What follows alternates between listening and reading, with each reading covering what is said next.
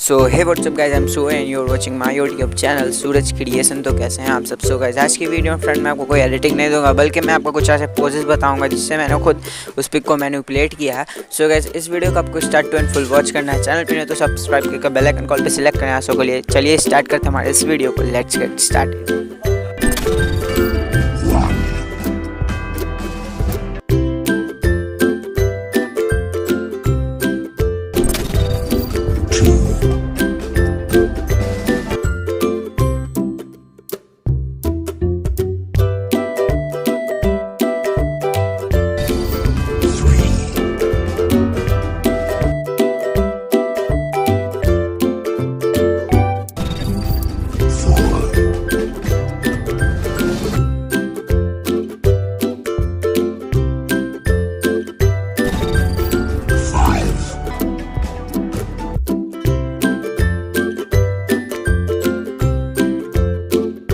तो कैसे अगर वीडियो पसंद है तो लाइक करना, चैनल पे तो सब्सक्राइब कर लेना, और आपको कौन सा सबसे ज़्यादा अच्छा पोज लगा वो कमेंट करना। और ये सब का ट्यूटोरियल आपको डिस्क्रिप्शन में लिंक मिल जाएगा। और हाँ गाइस, मैं बता दूँ ये बहुत दिन बाद वीडियो में रेगुलर अपलोड कर रहा हूँ, उसके लिए सो सॉरी। सो मिलते हैं हमारे नेक्स्ट वीडियो में गाइस। Thanks for watching.